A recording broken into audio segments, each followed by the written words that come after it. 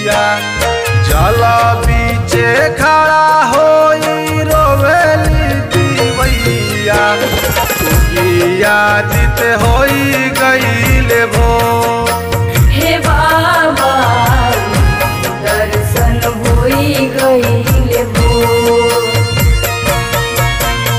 पनिया में खड़ा भइल कापेला शरीरिया पनिया में खड़ा भइल कापेला शरीरिया दर्शन होई गईले भो।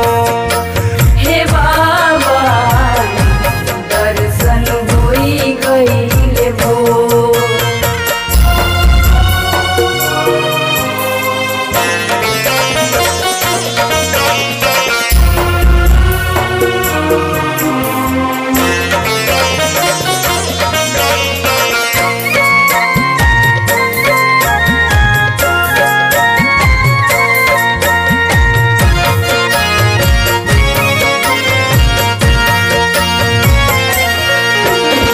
सैया के साथे व्रत हर साल करीला अपने ही हाथे दौरा माथावा पधरिला।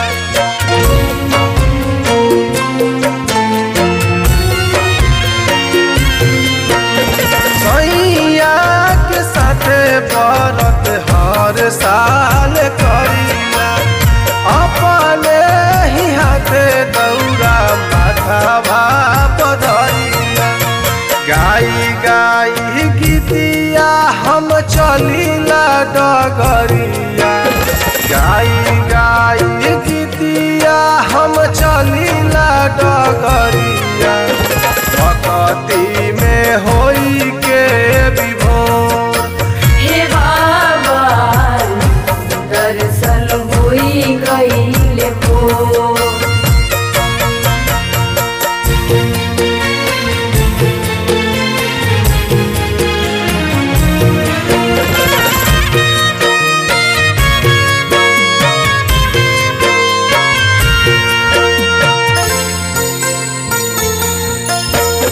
सुशील सिंह कान्हे दुखिया उठावेले हर साल संगे संगे छठी घाट आवे।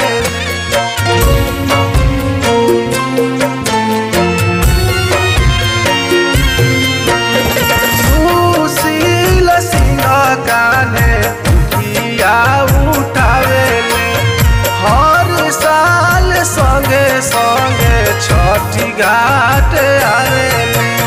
सपना साकार करी है सूरज बाबा सपना साकार करी है